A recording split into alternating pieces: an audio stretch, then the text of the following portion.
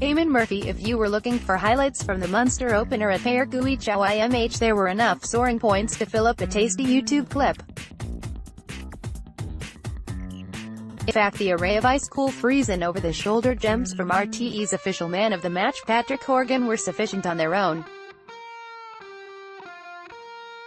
Reports of his outstanding training ground form and unmarkable showing in a league clash with Sars proved well-founded. The green flags raised the decibel levels considerably, and there always a welter of excitement whenever Horgan, Conor Lehane, and Dara Fitzgibbon had the sliatar in their paws. And though Clare were vastly outnumbered in the crowd of 24,450, it was same when Conor McGrath or Shane O'Donnell were twisting and turning close to goal. However, Cork's win over Clare was built on the little things. Despite what the scoreboard said, and the 47 scores, this wasn't a fluid game throughout. Crucially though, John Myler's charges worked like dogs from the off. The most satisfying moments came from Mark Coleman and Shane Kingston. In the first half, Coleman pulled off an astonishing block down on David Reedy at full stretch to prevent what looked a certain goal.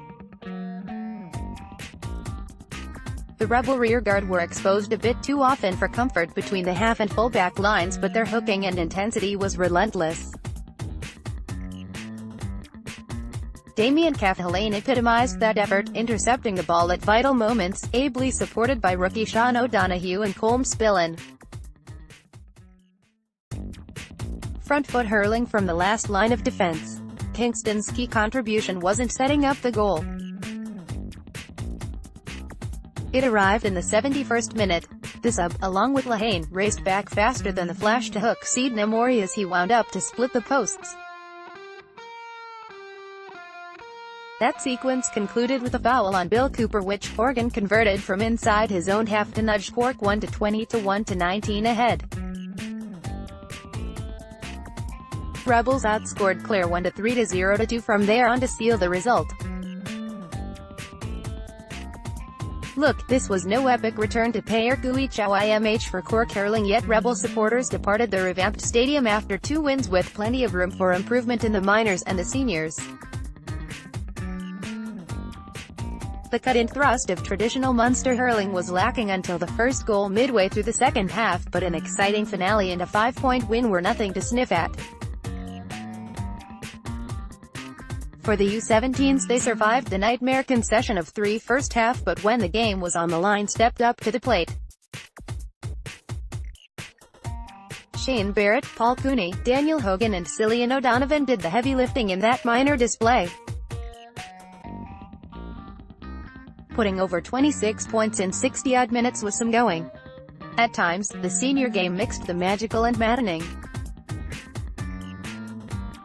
Horgan's flick in Lehane's wrists for the opening goal was a throwback to hurling in the sepia-tinged days when the Páirc was the athletics ground. Fitzgibbon and Coleman's poisoned pace was as exciting yesterday as it was in their breakthrough summer of 2017.